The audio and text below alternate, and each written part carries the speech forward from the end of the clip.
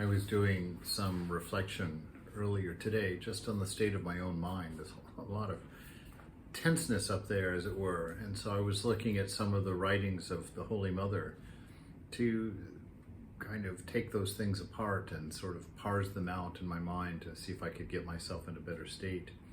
And she says some very interesting things that are really quite lovely and quite helpful. One, she says, the mind is everything. Now, Sri Ramakrishna also said that directly, exactly as that. The mind is everything.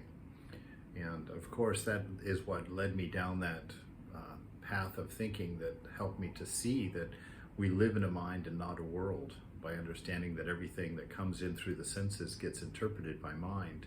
So we actually live in a reconstructed symbol of the world rather than the world itself. That's beside itself, but this is the verse that caused that idea for me. The mind is everything. It is in the mind alone that one feels pure and impure. A man, first of all, must make his own mind guilty, and then alone can he see another man's guilt. So if it's not in you, you can't see it in others. It's a very important thing. And that's where Holy Mother's teaching about not seeing others' faults, but see your own faults, make the world your own teaching comes to the forefront, is that when we enumerate others' faults, we're really enumerating the faults that we identify in our own mind. And the more we disapprove of those elements within ourselves, the more we judge the person who holds those similar elements. So it's always good to bring that focus back on yourself, because it's yourself and your faults that you can deal with and change, not the faults and shortcomings of others. Does anything ever happen to another person if you enumerate their faults? It only injures you. So you see, picking out on other people's faults really doesn't have any benefit to it. It just harms you and doesn't do anything for them. It is a complex always to be suspecting impurities. The more you emphasize your obsessions, the more obsessed you become. It is true of all things. So those things that you continually think about are the things that make the character marks in you. If you become obsessed with behaviors or do's and don'ts or rights and wrongs, they can spin out and become more important to you than what they are and cause a lot of struggle for you. So you see, with everything being mind, it's very important for us to treat our world that way, to understand that by treating our mind, by guarding our mind, by becoming aware of its contents, we really become aware of our world that we live in, since it is our own mind that we live in this world through. And Mother says, don't puzzle the mind with too many inquiries.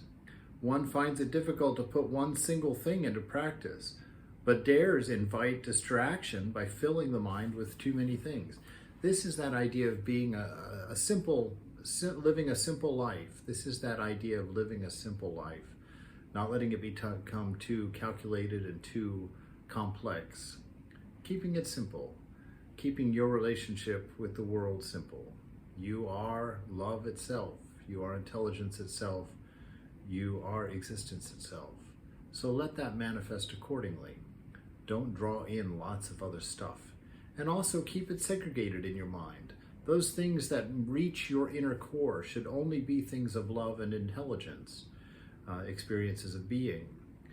On the next outer court should be the things of mind, those moods and dispositions and states and whatnot of the mind. But they should be removed from your inner core, which means when you access your inner core, you should shut those things out and stay only within the inner core of your mind, or inner core of yourself. And then things of the body should be even further out than that, the conditions of the body. So that by keeping those areas managed and separate in the mind, you don't destroy your entire self when any of those outer ideas change. You always have the inner space that's defined by your relationship with the divine, with your own nature, with the pure love that is you, with the pure intelligence that is you. And that when those exert themselves over the mind and over the body, life becomes fulfilling. Life becomes worthwhile.